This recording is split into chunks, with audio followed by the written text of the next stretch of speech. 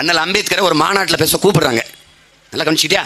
கூப்பிடும்போது இவர் நம்மளை மாதிரி இதை எதையாவது பேசி விட்டுருவாரு நினச்சி பயப்படுறாங்க. ஏன்னா அவர் அளவுக்கு அறிவாளி எவனும் இல்லை இந்த கூட்டத்தில். அவன் பேசிடுவான், எதையாவது பேசிடுவான் அம்பேத்கர்ன்ட்டு. நீங்கள் என்ன மாநாட்டில் பேச போறீங்களோ அதை ரிட்டனாக எழுதி எங்களுக்கு கொடுங்க, சமர்ப்பிங்கன்னு. நம்மளால் எழுதி கொடுத்துட்றாரு. இல்லை தயவு செய்து நீங்கள் மாநாட்டுக்கு வர வேணாம்ன்றாங்க. இவர் இது உங்களுக்கு தெரியும் நினைக்கிறேன். இது சின்னதாக ஒரு புத்தகம், அந்த மாநாட்டு உரை அப்படியே வெளியிட்டாரு.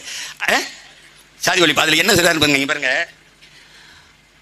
அந்த பிறப்பின் அடிப்படையில் உயர்வு தாழ்வு பாராட்டுகிற, பேதம் கற்பிக்கிற, மனித பிறப்பில் உயர்ந்தவன் தாழ்ந்தவன் என்று பாகுபாடு பாராட்டுகிற இந்த வர்ணாசிரம கோட்பாடு 3000 ஆண்டுகளுக்கு முன்பு ஆரியர்கள் வருகைக்கு பிறகுதான் இது இந்த நிலத்தில் உருவாகுதுங்கிறது. அது முதல்ல எழுதியிருக்கிறது. அடுத்த வரி, பொருள் ஈட்டுவதில் அவர்கள் மேம்பட்டவர்களாக இருந்தார்கள்.